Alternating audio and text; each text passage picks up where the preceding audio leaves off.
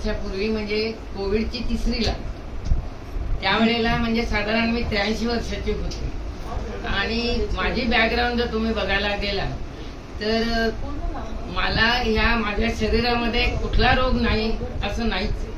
माझे सगळे अवयव अफेक्टेड आहे.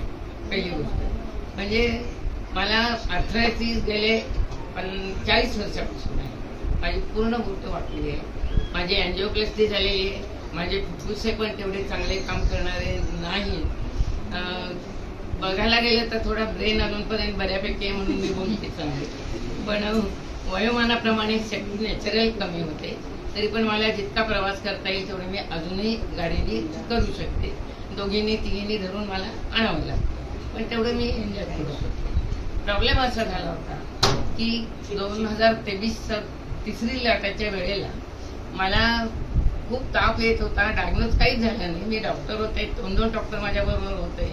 आमचं खोपली गावात लहान गाव आहे, त्यामुळे डॉक्टर दोंदे किंवा कोण आजारी पडलं की 4 डॉक्टर माझे तयार असतात. डायग्नोज झाल्यामुळे शेवटी मी पुण्याला गेले. मी होऊनच स्वतःला आले आणि पुण्याला ऍडमिट झाल्यानंतर आमच्या फॅमिली डॉक्टरने पहिली टेस्ट केली आणि करोना डिक्लेअर झाला. आता जस्ट इमॅजिन, वय वर्ष 83, त्यावेळेला आता सगळे पेपर भरभरून यायचे.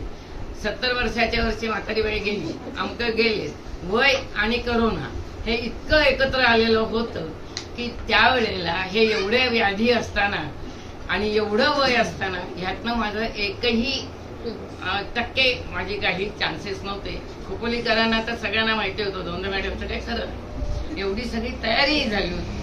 त्या दिवशी मला संध्याकाळी दुपारच्या वेळेला ऍडमिट केलं आणि मी फक्त एवढंच मला कळलं, मला व्हीलचेअरवरनं खाली ऍडमिट केलं होतं, पण करोना डिक्लेअर झाल्याबरोबर 5व्या मजल्यावर आलो. 5व्या मजल्यावर मी गेले.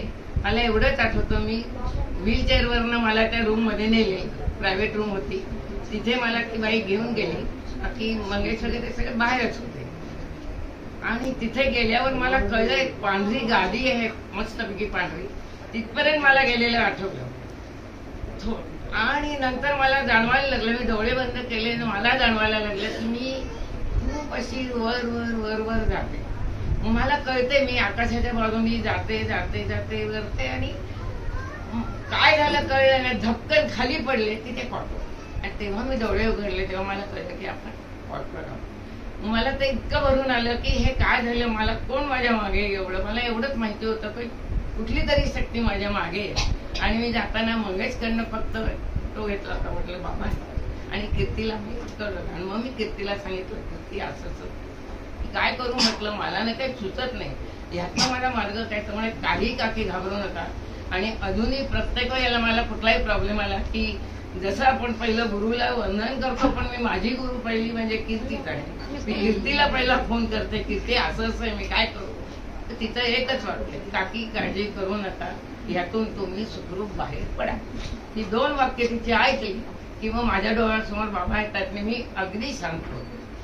अशा रीतीने मग मला कळलं की अरे म्हणजे मी वर जात होते की मला बाबांनी खाली आणलं.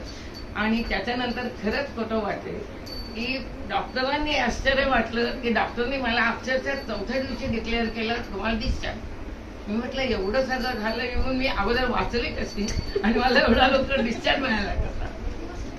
त्याच्यानंतर मी माझी ट्रीटमेंट घेतली, पण अक्षरशः मी 15व्या दिवशीला मला चेकिंगला परत बोलवलं.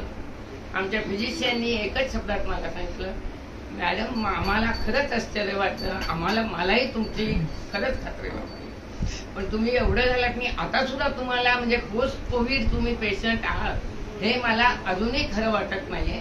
कारण काय ते मला माहिती नाही. तुमची सकारात्मक नाही आम्हाला कळते, पण एवढं सकारात्मक कोण असलं तरी तुम्ही यातनं बाहेर आल्याची मला कल्पना नव्हती. मला एवढंच सांगायचं की हे सगळं बाबांच्या कृपेने झाले. आणि तेव्हापासून मी अक्षरशः ह्या परिवाराला अटॅच झालेली आहे. कधी मला वेळेवर यायला मिळतं नाही, पण जेव्हा जेव्हा वेळ मिळते तेव्हा तेव्हा मिळते.